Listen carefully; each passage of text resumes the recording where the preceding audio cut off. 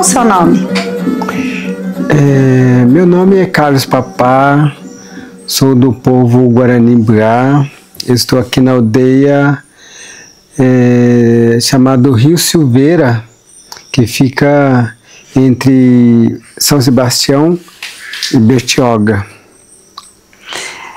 Papá, você tem uns trabalhos muito importantes para o seu povo, que significam tanto de demonstrar para as pessoas, de dar maior entendimento para o seu povo e para as pessoas, e também espiritual. Quais são essas frentes que você atua? Primeiramente,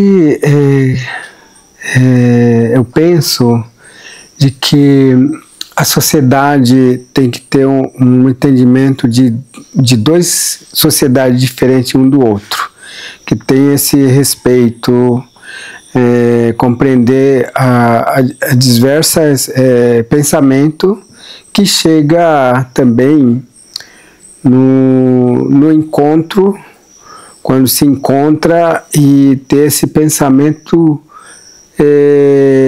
juntar, que se transforma em única. Então, eu venho nesse sentido, trabalhar nesse sentido de que duas sociedades diferentes que tenha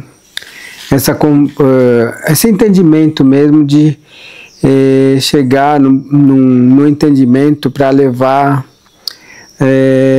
esse pensamento em conjunto. E então eu venho trabalhando nesse sentido. Eu vi outro dia, eu assisti uma conversa sua que falava sobre as bases do pensamento guarani. Muito, muito importante, muito bonito. Você poderia repetir ele para a gente? Existe um pensamento das criações da humanidade, né? Mas isso são trazidas, né? Mas que nós temos nosso próprio pensamento, que traz uma criação do universo como um todo.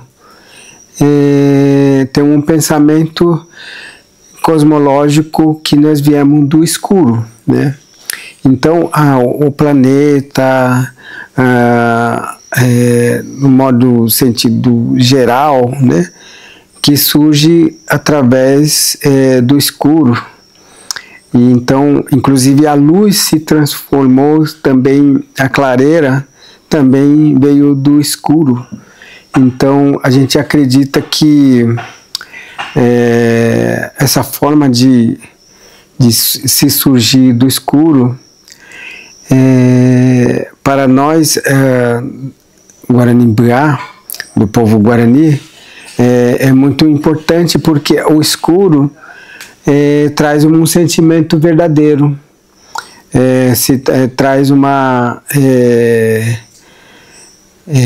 como se diz, esse afeto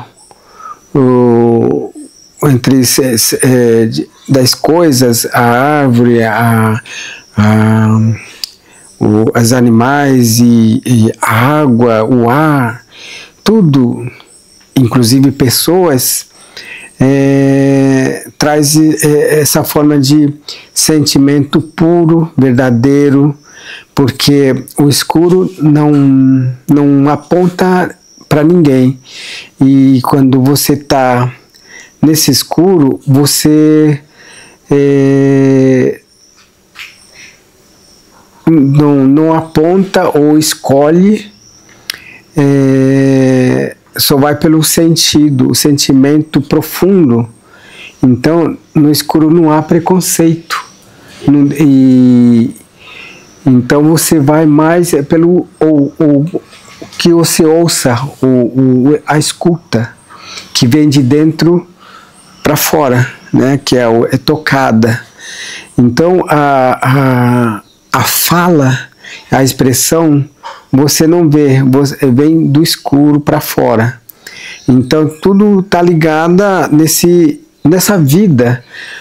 Inclusive quando você está caminhando, fazendo as coisas, o escuro sempre está junto, porque tá a sombra, acompanha a todo tempo, e na hora de você dormir, volta também para o escuro. O escuro te nina e você descansa o corpo e você está no escuro. E então, quando você também vai nascer, também você veio do escuro. E quando vai morrer, também volta para o escuro. Então, o escuro, nesse pensamento, é um ato de viver, também um ato também de falar as coisas verdadeiramente, que você não aponta ninguém, você não escolhe quem é o belo, quem é o feio, não existe no escuro. Então a gente está mais nesse sentido de ter o sentido para a vida, o pensamento cosmológica, pensamento filosófica, vem desse surgimento da luz, dos seres e planeta, em tudo que envolve, vem do escuro. E papá, a origem do povo Guarani, como poderia ser contada? Então, o povo, como eu já disse, que nós viemos do escuro, né? Mas que se surgiu através da luz, quando o sol, né? O primeiro sol, quando se surgiu, que chamam de Quaraã, que na verdade Quá é sabedoria, o saber, né? E então quer dizer, nós somos o povo do filho, dos filhos da sabedoria. Nós somos filhos do sabedoria, filho dos saberes, né? Que vem do sol, né? Que nós somos filho do sol, sol, e, e o sol é a origem dos saberes das coisas. Então nós somos filho dos saberes.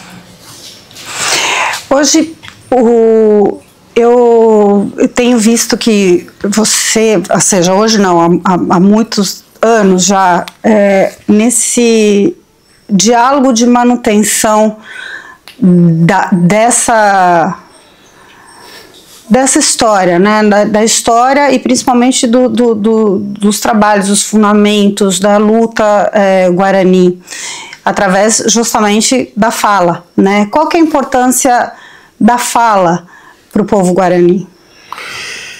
Então, a fala é importante porque envolve o espírito e a expressão e a vida, né?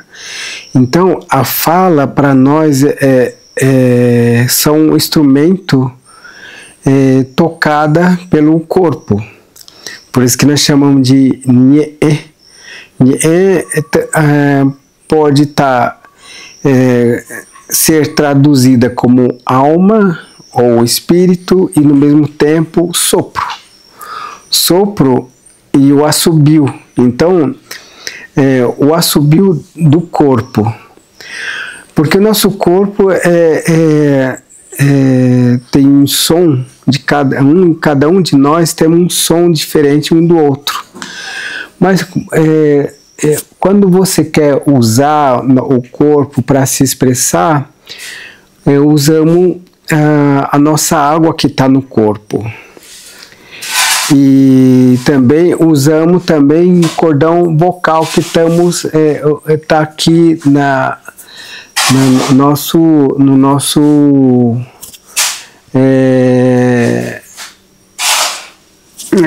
na garganta.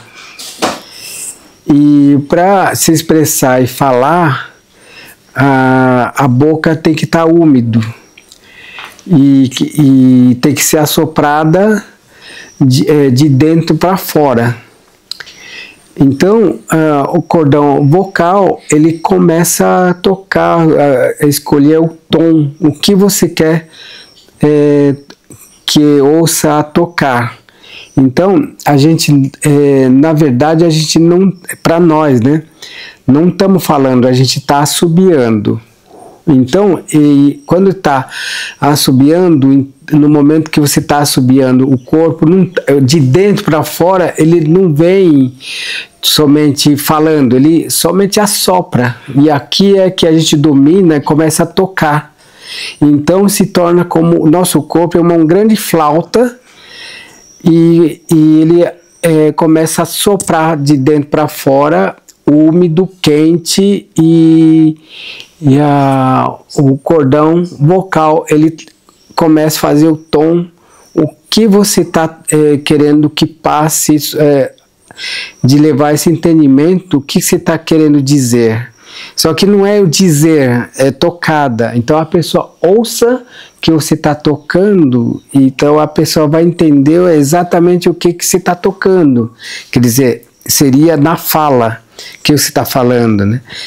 Então, a nossa língua que é um instrumento úmido, quente, e o sopro continua, vem com a parte úmida, quente, e fica tocando o tempo todo quando você está falando.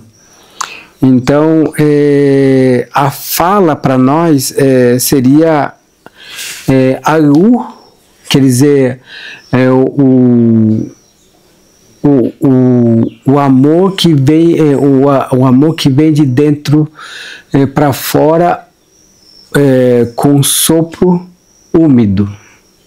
Então, seria a expressão para falar sobre a fala é isso. O amor que vem de dentro para fora, úmido.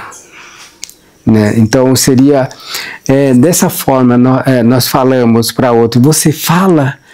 Você quer falar? Você quer dizer? A gente não tem essa forma de se quer dizer, você fala.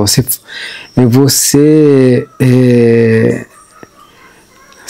diga do seu amor, do sopro úmido, e tocar para a gente ouvir.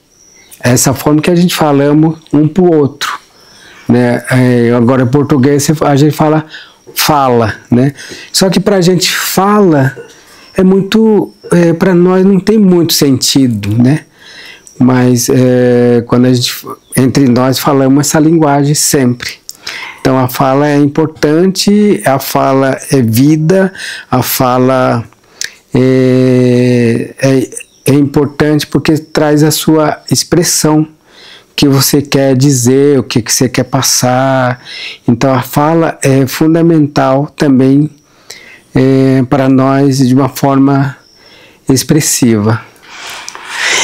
Papá, dentro do seu trabalho como cineasta, quando ele começou, como você percebeu que também essa forma de expressão era importante?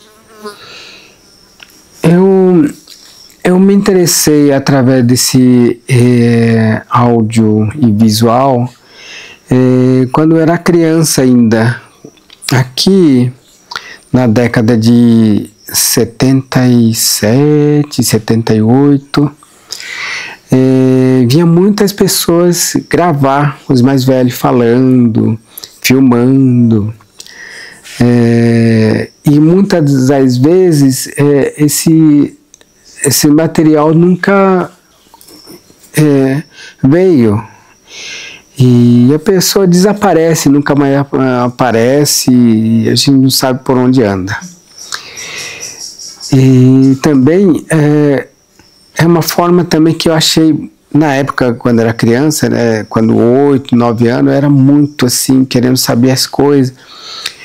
E então a pessoa gravava eu falando, as pessoas brincando.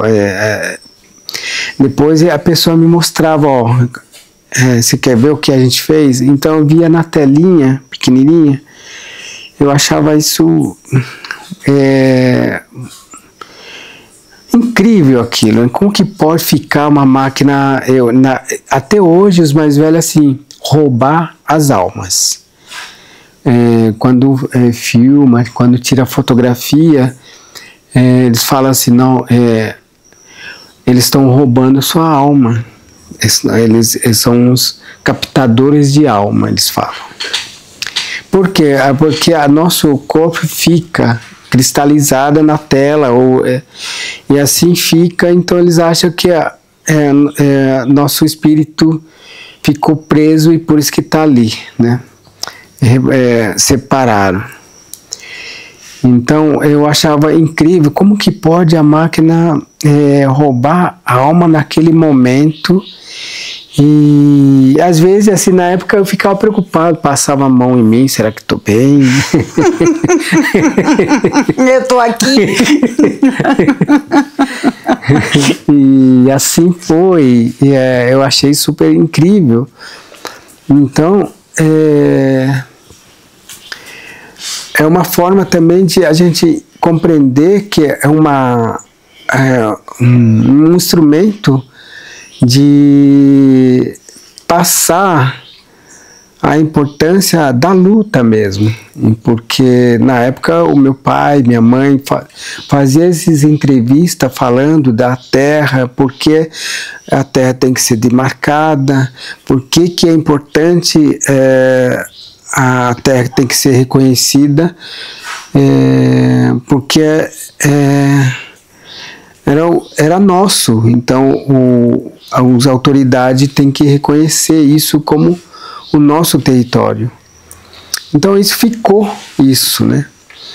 E aí eu pensei comigo mesmo, eu vou crescer, eu vou dominar esse aparelho que prende o espírito da gente. E o dia que eu aprender como prender o espírito da gente, eu vou começar trabalhar e mostrar para meus amigos, né? Meus amigos, que prender o espírito é uma maneira também de mostrar para as pessoas que vêm depois. Eu pensei comigo, e é por isso que eu cresci com esse pensamento, e quando fui aprender a ler, escrever já com esse pensamento, um dia eu vou aprender. E eu cheguei até hoje assim, nesse sentido de que eu penso, a tecnologia foi feita pelo homem, eu sou o homem, eu sou o ser humano. Então ficou esse dilema na minha cabeça. E papá, qual foi o primeiro filme? Qual que era a história que você contou na sua primeira produção? Eu fiz uma primeira cinematográfica que pensei de fazer, foi uma Lenda das Queixadas, mas isso é um ensaio cinematográfico, né? Então, eu fiz isso, eu fiz uma inscrição no PROAC na época, então eu fui premiado pelo PROAC, então eu realizei ensaio cinematográfica chamado Manoá, que é a Lenda das Queixadas. Deve estar no YouTube por aí. Que legal. E hoje você também dá aula, né? Como é que as novas gerações acompanham essa documentação que você ensina aí em paralelo com os próprios desafios que o povo Guarani enfrenta, né, com relação a território? Você falou, né, justamente para documentar as lutas, né? Como é que você vê hoje que os seus novos alunos estão vendo essa ferramenta na proteção do território? Tem 2 alunos que hoje eles estão já fazendo seus trabalhos já independente, que agora ele está em Rio Grande do Sul, fazendo seu trabalho.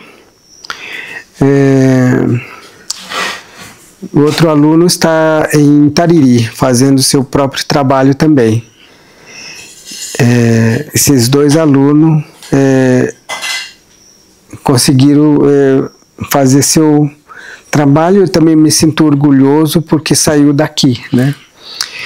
Mas fazer o documentário, existe um caminho específico para cada pessoa que quer fazer sua trajetória.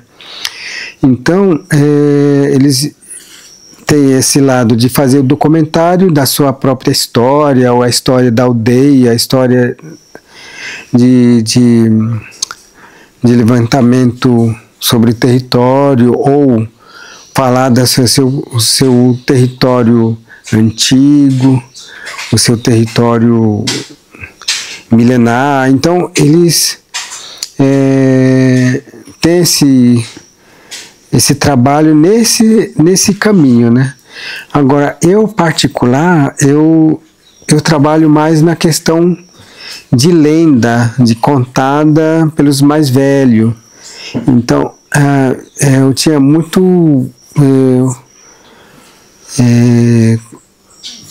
assim, como se diz, eu sou muito apaixonado pelas lendas, porque os mais velhos contavam, eu ficava imaginando, criando personagem, como que era. Uhum. Então eu queria trabalhar nesse mundo artístico de montar, fazer o filme falado de lenda, como que é o nosso pensamento. Então eu caminho desse lado, porém esse lado, o mundo artístico de ficção, é muito mais difícil, porque é um processo que envolve muito interesse, patrocínio. Para achar patrocínio é outro patamar. Você tem que furar uma bolha que tá difícil, principalmente com a Cine. Uhum. Então, para você chegar lá, a bolha é muito resistente, né? Então, mas eu venho insistindo muito, e é com isso que a gente está caminhando, que daqui a um tempo haverá também pessoas que vão ter o despertar para esse lado de olhar artístico. É interessante esse caminho, né, que você escolheu, porque ele também se comunica muito com a sociedade não indígena, né, de contar um pouco do povo Guarani. Como a gente poderia entender a relação, dentro da visão Guarani, da relação território e espiritualidade? É que quando feita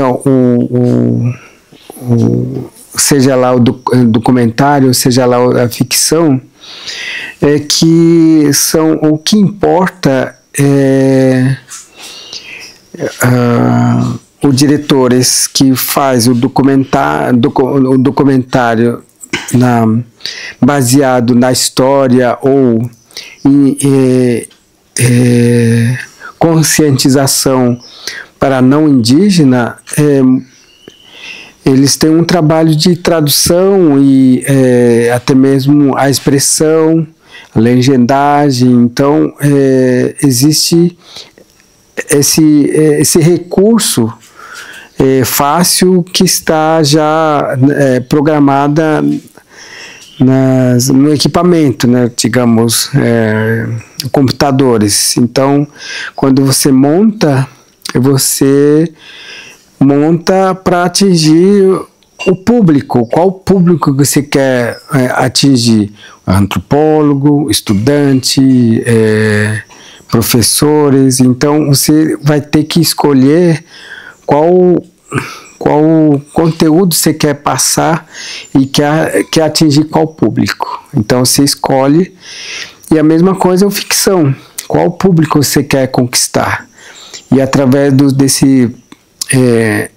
do seu interesse de chegar ao público, aí você vai ter que trabalhar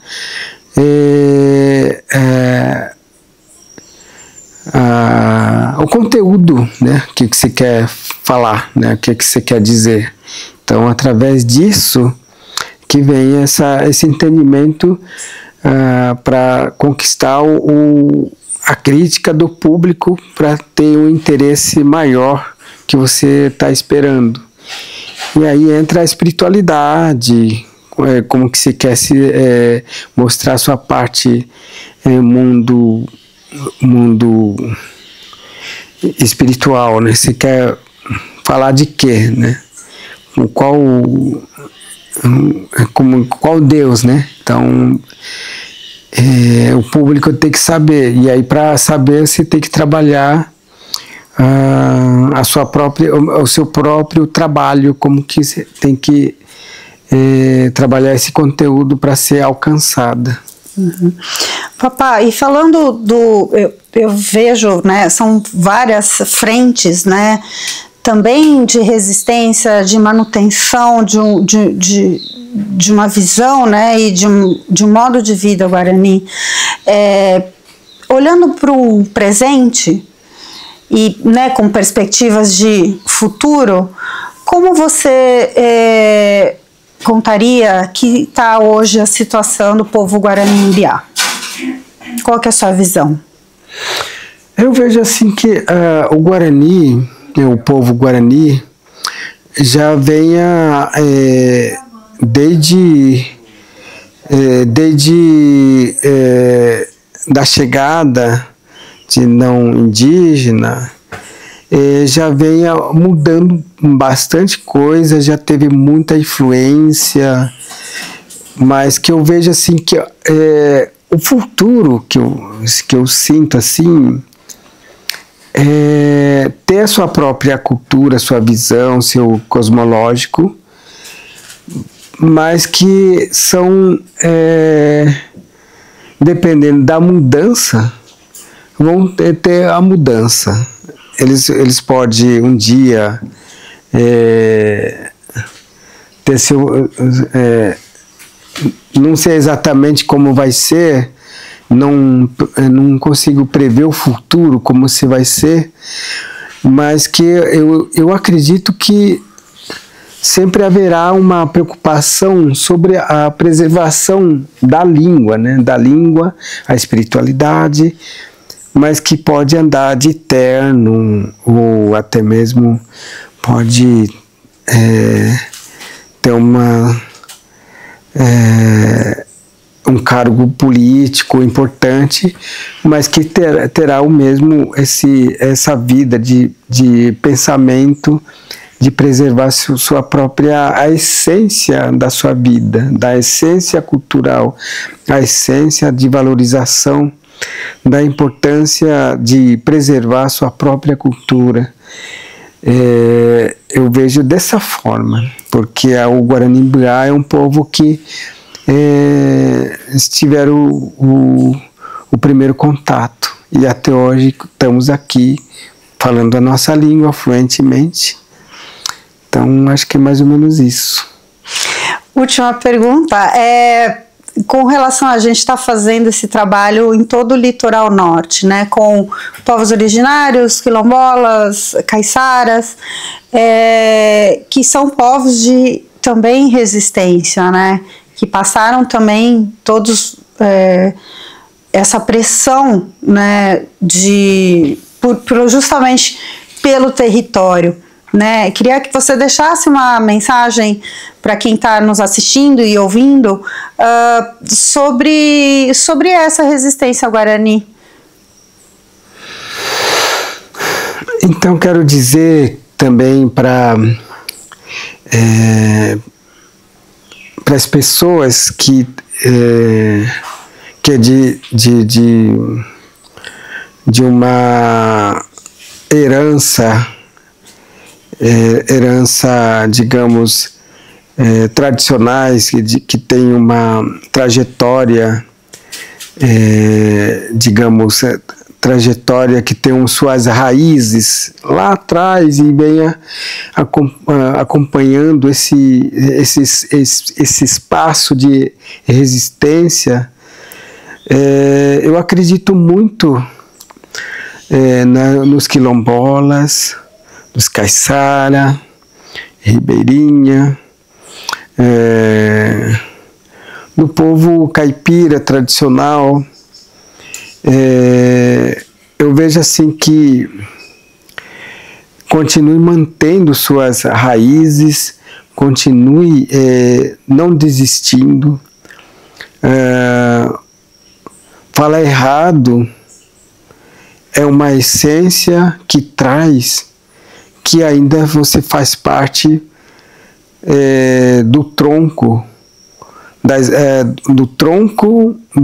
da ancestralidade. Falar errado não é vergonha. Falar errado é um sinônimo de que ainda se sente um pouquinho que pertence à floresta. Então, eu vejo assim que esse povo tradicional merece um total respeito,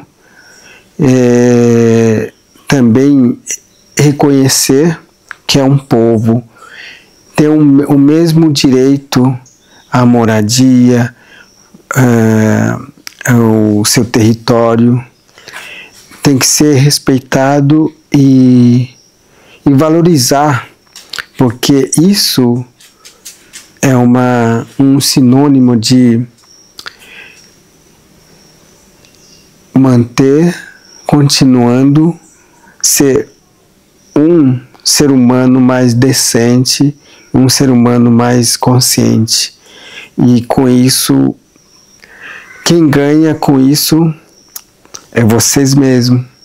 Quem ganha com isso é a nossa vida.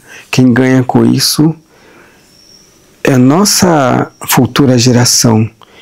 O respeito é muito mais importante do que ter esse afastamento. Quando a gente se afasta, é porque a gente ainda não aprendeu. E quando a gente se integra com o saber do outro e não deixando a nossa bagagem cultural, é um sinônimo de respeito e saber do outro. E na medida que você sabe o saber do outro, aí gera uma pessoa consciente, que assim caminhamos junto, porque o território não é só minha, o território são de vocês. E o território, a partir do momento que não é meu, não é só minha, e também não é seu, mas também não é só sua, então gera o território nosso. Então esse território nosso, ele precisa cuidado por mim e por você e por todos. Então, essa forma, nós se tornaremos mais forte e consciente, e assim caminhamos ser humano pensante. Obrigada.